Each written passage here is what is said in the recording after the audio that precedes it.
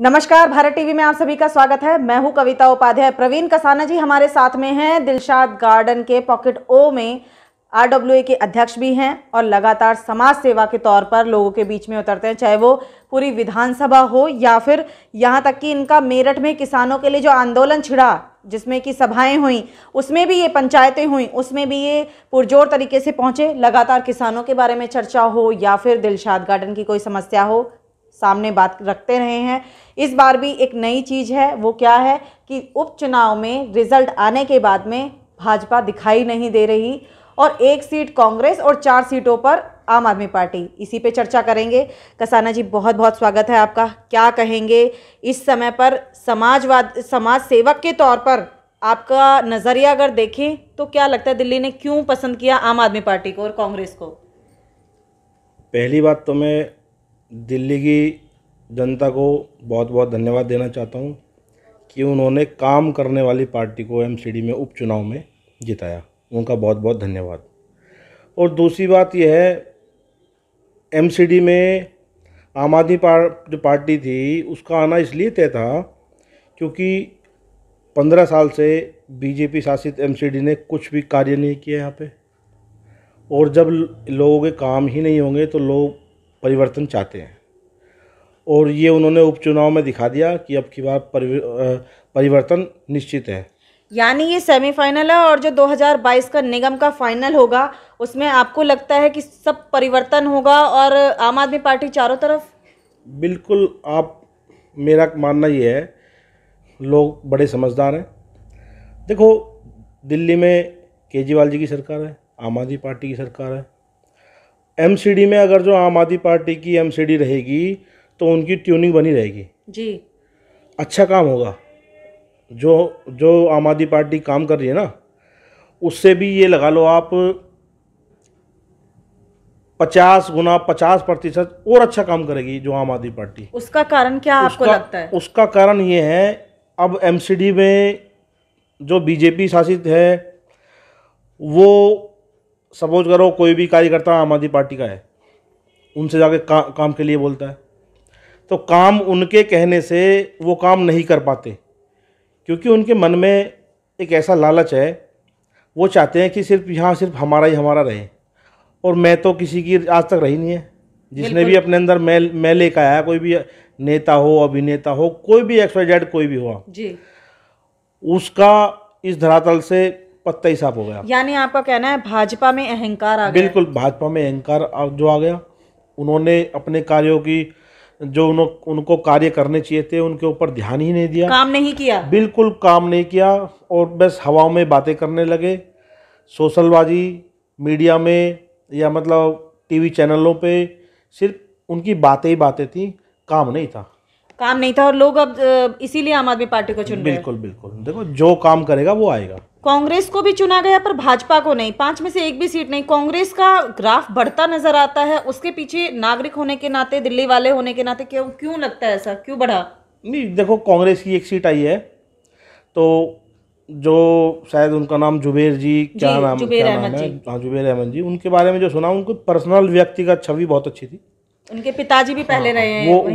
वो अपनी पर्सनल छवि के ऊपर वहां से जीत के आए। क्या ऐसा तो नहीं है कि आम आदमी पार्टी इसलिए नहीं आई क्योंकि वो दंगे से प्रभावित क्षेत्र रहा? नहीं, ऐसा कुछ नहीं है कि वहाँ पे जो मतलब देखो, दोनों ही जो कैंडिडेट, वो आम आदमी पार्टी का हुआ या कांग्रेस का हुआ या बीजेपी का हुआ, तो ऐसा कुछ नहीं है। वो उसकी अपनी पर्सनल छवि थी, वो उसमें जो क्योंकि निगम का जो चुनाव है वो चेहरे पर होता है। चेहरे पर 50% चेहरे पे भी होता है जी। निगम का चुनाव 50% चेहरे पे भी निर्भर करता है कि कैंडिडेट कैसा है, कैसा उसका वहाँ पे कार्यशैली है। अगर त्रिलोकपुरी, कल्याणपुरी की बात करते हैं तो वहाँ पर ज़्यादातर वर्ग निम्न वर्ग का है, और शालीमार बाग और रोहिणी की बात करते हैं तो पढ़े लिखे और थोड़ा सा मिडिल क्लास, हाई क्लास लोग हैं। उन्होंने भी आम आदमी पार्टी को चुना, ऐसा क्यों लगता है? देखो, पढ़े लिखे लोग समझ चुके हैं इनकी राजनीति को, और हमारे जो निम्न जो वर्ग के लोग हैं उनको भी समझना चाहिए, और वो समझ चुके हैं। इस चुनाव में, उपचुनाव में बता दिया है। त्रिलोकपुरी देख लो, कल्याणपुरी देख लो, बहुत मार्जिन से जो आम आदमी पार्टी जीती है जी। इसका मतलब आम आदमी पार्टी का निगम के प्रति और थोड़ा सा रुख हुआ है। कुल मिलाकर के लोग आम आदमी पार्टी के कामों से संतुष्ट दिखाई दे रहे हैं, लेकिन भाजपा के कामों से नहीं। भाजपा तो आप ये समझो जैसे कुंभकर्ण वाली जो नींद होती है ना, अच्छा। हाँ, वो सो चुके हैं जी। अब पता नहीं कब उठे कब नहीं उठे वो। 2022 में क्या लगता है, वो कुंभकर्ण जो है वो जागेगा या नहीं? कोई मतलब ही नहीं पड़ता। कुंभकर्ण अगर जो जागेगा तो फिर वो उसे भरपेट खाना भी तो चाहिए। फिर वो ऐसी जो त्राई त्राई मचाएंगे, अपने अपने पेट भरेंगे वो। अच्छा। काम तो तब भी नहीं कर पाएंगे वो। काम कोई नहीं करेगा। काम कोई नहीं करेगा।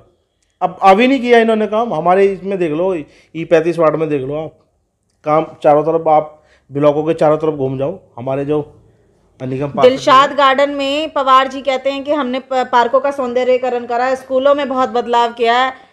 मैं तो पार्षद जी को फिर एक बार आगाह कर रहा हूँ, आप आए तो जी, मुझे भी बुलाएं, आपको भी बुलाएं और मुझे दिखाओ। क्यू पॉकेट में चले जाओ आप, कैसी हालत हो रही है जो क्यू पॉकेट के पार्कों की। धूल उठती है वहाँ। अगर जो कोई बच्चा खेलने भी चला जाए, माता बहनें बैठने भी चला जाए, तो पहले तो 150 ग्राम धूल खानी पड़ती है उनको। ऐसे होते हैं पार्क? आप बताओ। झूले नहीं है, घास नहीं है, कुछ भी नहीं है ना। अच्छा। पार्कों की हालत ऐसी हो रही है जैसे कि आप वहाँ खेती भी कर सकते हो।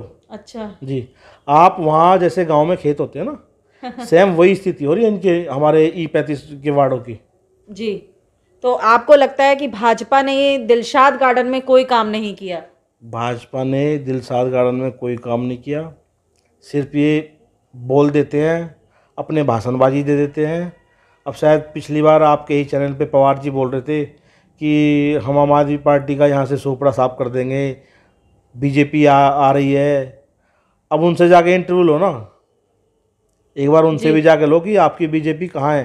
वो बोलने से वोट नहीं मिलती, काम करने से, जमीन पे काम करने से वोट मिलती है। जी, बोलने से वोट अगर जो मिलेगी तो फिर तो हो लिया काम ऐसी राजनीति का।